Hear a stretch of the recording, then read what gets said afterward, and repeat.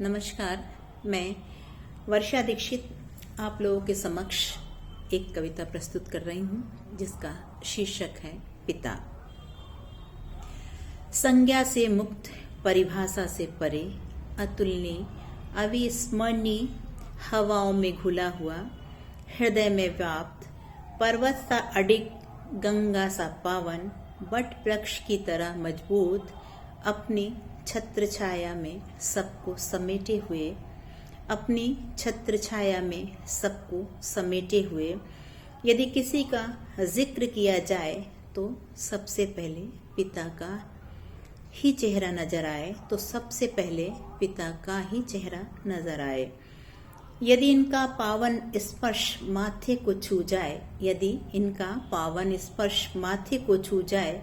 मानो दुनिया की सारी दौलत कदमों में बिखर जाए, मानो दुनिया की सारी दौलत कदमों में बिखर जाए। अपनी पीड़ा बिना किसी को बताए, अपनी पीड़ा बिना किसी को बताए, अपने सारे फर्ज बाखूबी से निभाए, लाख मुश्किलें भी आए पर उसके चेहरे पर शिकन तक न आए,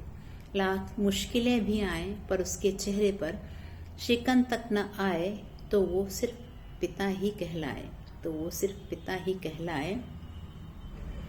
संतान की उन्नति पर जिसके कदम झूम झूम जाएं, संतान की उन्नति पर जिसके कदम झूम झूम जाएं, उनके ऊपर बढ़ते संकट को जो अपने में समाए,